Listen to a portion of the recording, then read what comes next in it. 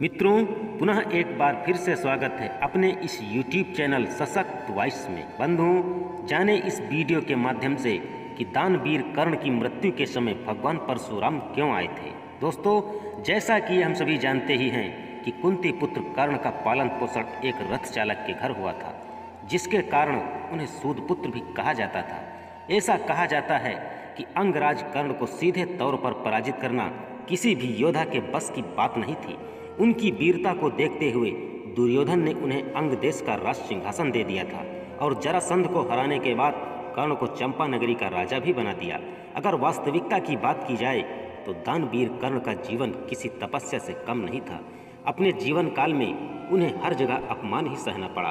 कर्ण को ऐसे कई कर्मों का परिणाम भी भोगना पड़ा जिसमें वो बिल्कुल निर्दोष थे, लेकिन फिर भी अनजाने में हुए कर्म और परोपकार के कारणवश उन्हें 3 श्राप भी मिले जो उनके लिए प्राण घातक हुए, और उन्हीं श्रापों के ही कारण अर्जुन के हाथों वीरगति को प्राप्त हुए। अब आपके मन में ये सवाल उठता जरूर होगा कि आखिर इन्हें वो श्राप क्यों और किसने दिया था। दोस्तों, मैं आपको जानकारी के लिए बता दूं कि जो कर्ण को श्राप मिले थे उनमें से 2 श्राप 2 ब्राह्मणों ने दिया था।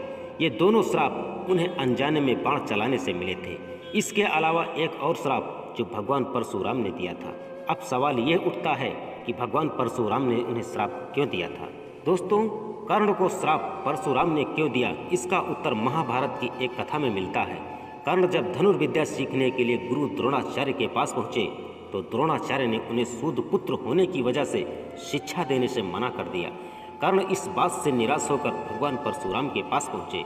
परशुराम जी ने कर्ण की प्रतिभा को देखकर अपना शिष्य बना लिया। तो एक दिन हुआ कुछ ऐसा कि अभ्यास के दौरान जब परशुराम जी थक गए थे तो उन्होंने कर्ण से कहा कि मैं थोड़ा आराम करना चाहता हूँ। तब कर्ण ने परशुराम जी का सर अपनी जंघा पर रख लिया था। तब परशुराम जी आराम फरमाने लगे। थोड़ी देर बाद एक बिच्छू कहीं से आकर कर्ण के पैर में डंक मार दिया। तब कर्ण के मन में यह विचार आया कि यदि मैं अपना पैर हटा लिया तो गुरुदेव की नींद टूट जाएगी। इस वजह से कर्ण हिला तक नहीं। उसने बिच्छू के डंक मारने से अपना संतुलन नहीं खोया। बिच्छू द्वारा मारे गए डंक की जगह से काफी रक्त निकला। जब रक्त धीरे धीरे परशुराम जी के शरीर को स्पर्श किया तो भगवान परशुराम की नींद खुल गई।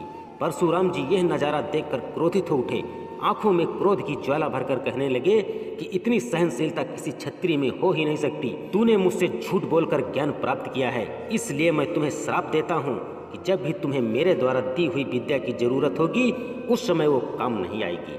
असल में भगवान परशुराम क्षत्रियों को ज्ञान नहीं देते थे, वे कर्ण को ब्राह्मण पुत्र ही जानकर उन्हें शिक्षा दे रहे थे। इस वजह से क्रोधित होकर उन्होंने कर्ण को श्राप दिया था। और अंत में महाभारत के युद्ध के दौरान जब कर्ण और अर्जुन के बीच युद्ध चल रहा था तब परशुराम जी की दी हुई विद्या कर्ण भूल गए थे।